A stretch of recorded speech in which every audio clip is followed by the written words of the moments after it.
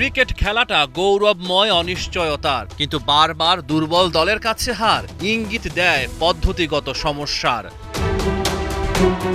এক মাসেরও কম সময়ে বাংলাদেশের ক্রিকেটে দুটি বড় ধাক্কা। ৬ বছরের বেশি সময় পর জিম্বাবুয়ের কাছে ঘরের মাঠে একটা টেস্ট ম্যাচ হারা।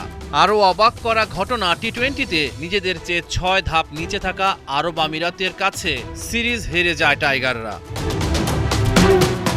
একসময় ৫০ ওভারের ক্রিকেটে বাংলাদেশ দল ছিল বেশ ভালো, আইসিসি টুর্নামেন্টে বড় দলগুলোকে হারাতো, কিন্তু এখন টাইগাররা ওয়ানডে র্যাঙ্কিংয়ে ১০ নম্বরে। এর কারণ ধারাবাহিকতার অভাব আর অগোছালো পরিকল্পনা।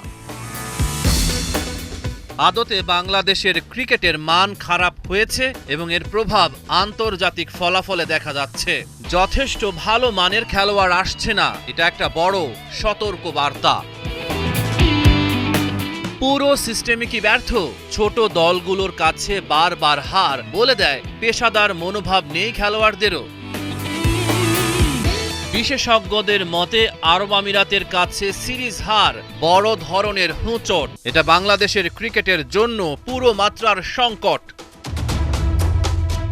২৮ মে থেকে লাহোরে পাকিস্তানের বিপক্ষে ৩ ম্যাচের টি-টোয়েন্টি সিরিজ। আত্মবিশ্বাসের তলানিতে থাকা টাইগাররা ঘুরে দাঁড়াতে পারবে কি?